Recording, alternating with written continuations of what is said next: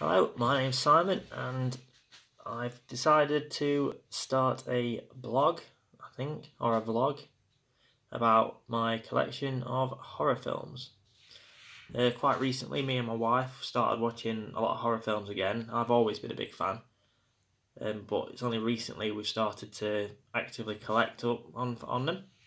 So I thought it'd be interesting to start doing some little videos about it, about things that I bought on Days Out, things that like the collection so far, reviews on what I've watched, things like that. I'm sure Charlotte might get involved. We'll see how she takes it. Sorry if this is a bit sketchy. It's my first time on video doing reviews and things like that. I'm not the most well spoken. I'm not the most eloquent, I suppose you could say, but we'll give it a go. We'll jump straight in, shall we? Been out today to Alfreton, where there's a market and a load of second-hand stores and places like that, and Tesco's, where I spent a lot more money than I would usually spend, but more on that later.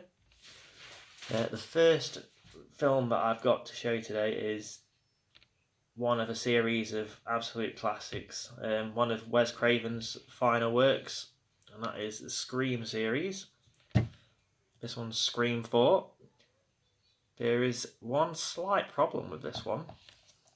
It was in a £3 for £2 deal, so I was very excited because I was missing this one. I've got 1, 2 and 3, and I think they're fantastic films, really enjoy them.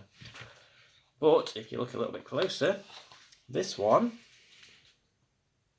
is in French. Now I don't know whether it's going to be overdubbed or whether it's going to have subtitles or what. I just hope you can switch them off.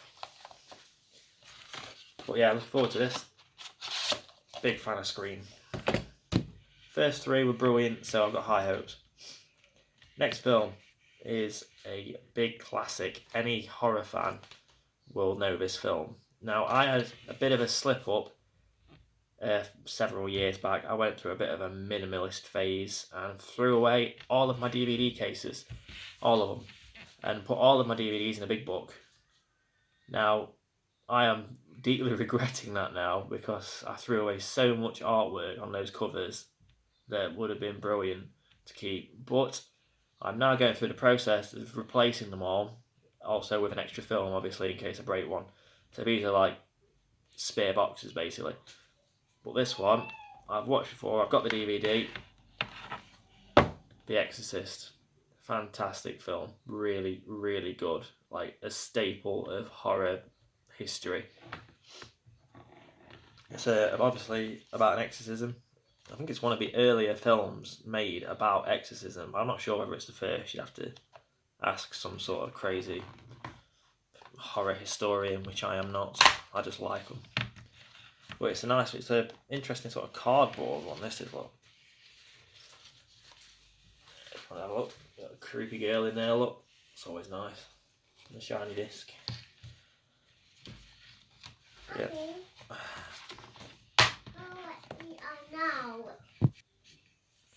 Apologies about that. My daughter needed to have a discussion about why she couldn't quite have ice cream for the 4th time today. And again. So, moving on from The Exorcist before she comes back, tell me all about Peppa Pig or something. Now then, as horror films go, I'm pretty tough, but there's one branch of horror films which really, really affect me, and that is ghost films. Anything with ghosts in, it's guaranteed it's going to affect me for weeks, and I won't be able to get over it, and I'll be hearing creaks and groans all over the house, and it ruins me. But at the same time, they are really, really good films. To get me feeling that way is quite impressive. And one of the better ghost films, won't go as far as my favourite perhaps, but it was definitely very, very good, is The Grudge. Now, I've got The Grudge 1. Brilliant film. Sarah Michelle Gellar does a really, really good job in these films, I feel. And I really wish she'd come and do a bit more in horror, but does anyone even know what she's doing these days? Is she still around? Is she alive? I don't know. But anyway, these are produced by Sam Raimi. and I think that's how you pronounce his name. Not sure. Don't sue. He's very well known for one of his earlier horror films. I think his earliest one of the earlier ones he did, and that is The Evil Dead, and the series that followed that, and the half-hour special that he made first called Within the Woods to raise the money to start The Evil Dead. But not many people know about that one. Don't know if it's any good. But yeah, Grudge 2. Can't wait to get that one watched.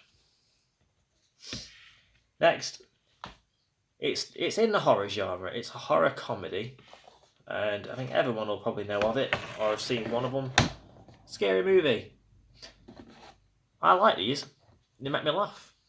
I usually like the films that they take the mick out of. So you understand the references in it, and they just make me laugh, which is unusual because usually this style of comedy isn't my thing.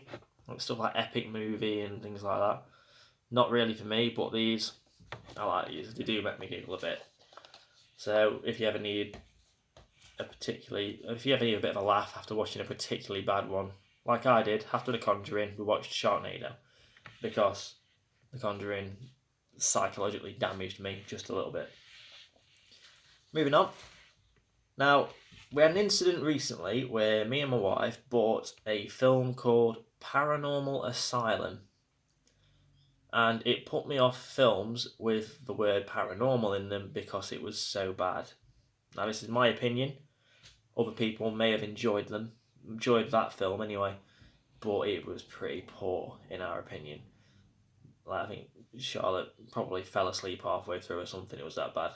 So now I'm a little bit wary, unless it's Paranormal Activity, those films are amazing. But other than that, I'm a bit wary of them. But I spotted this and it looked pretty good.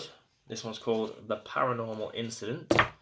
It's got a nice shiny effect on the front with a different sort of effect on the case. The front says, The Paranormal Incident, only this footage remains. So it's basically grave encounters with a different name. A bunch of students wander around in a abandoned asylum. We don't know what's going to happen. They're going to get thrown around. Not many of them will survive. Ghosts are going to get them. But yeah, maybe it'll be good. Fingers crossed. See if it can prove me wrong. These films, probably quite classical on the horror scene, of modern day sort of, that 90s, 2000s style of horror. And that is the Jeepers Creepers series. I've got the first one, and I thought it was really good, right up to the point where you see the creeper in it, and he looks like the Grinch. Yeah, that put me off quite a lot. I couldn't take it seriously after that. But I'm kind of hoping that this one will build on the good storyline that it's got and the interesting theme and the potential that bad guy's got. And I hope we kind of make him a bit better or a slightly different one and not as Grinch-like. So yeah, I'm looking forward to watching that. We'll give it a go anyway. Now then, I'm moving on to two films now that I actually spent considerable amounts of money on. Perhaps this isn't considerable in your opinion, but these came to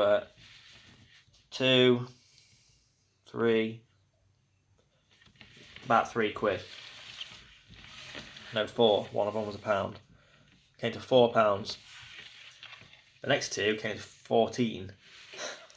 Because I went to Tesco's and spotted these two, and I thought to myself, I love DVDs, I love the horror movie genre, and if people don't buy the DVDs when they come out, then they're just going to stop making them and put everything on digital, and then I won't be able to collect the DVDs. So I actually put my money in and spent some on these. First one is one we went to the cinema to see last year, and it was one of the highlights of the year for me, other than Jigsaw. Because that was brilliant. And it was the remake of Stephen King's It. Came out last year, and we hadn't actually watched the original before we watched this. We went to the cinema to see it, and it was awesome. I've heard mixed reviews from other people, but we really liked this film. It was bang on. We watched the original after, and enjoyed that even more because we could link the stories in. It was just great, and the effects in this, like the modern day cinema effects that they can pull off nowadays, added into that really good story, and the clown. Yes, it was just great. Recommend this if you've not watched it yet. Definitely get it watched. And there's a little bit of a story behind the next one. Another one I spent £7 on. And like I said earlier, we watched The Conjuring quite recently, and that proper rattled me and Charlotte bad. Like I said, I react badly to ghost films as it is, and and after The Conjuring, like I was seeing doors creak on their own and all sorts. It was right there in my head.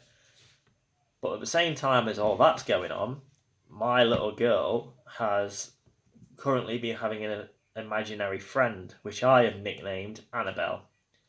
So, in an undying act of winding up my wife, I bought Annabelle the Creation today. I also already have the Annabelle DVD, which so far we haven't watched. We was going to watch The Conjuring first, get hold of The Conjuring 2, and watch that first. So yeah, I've picked this up more as a wind up. I don't think I'll watch it for a little while yet, until I've caught up with The Conjuring, like I say. But yeah, I already have an Annabelle in the house. Thankfully, we don't have any walking dolls or anything yet. Just my daughter wandering around talking to someone who we can't see. It'll pass, we hope. So yeah, thanks for watching this. If anyone enjoyed it, let me know. I can handle the worst of horror films, but if you say nasty things to me, I'll probably cry. So, positive criticism. Positive comments only. I'm not bad. No, I'm joking. Pass on any improvements that anyone thinks. Like I say, I'm not very good at this, and it's only really for a bit of a laugh. Jesus, I've hit 12 minutes. Right, that's enough of that. Thanks.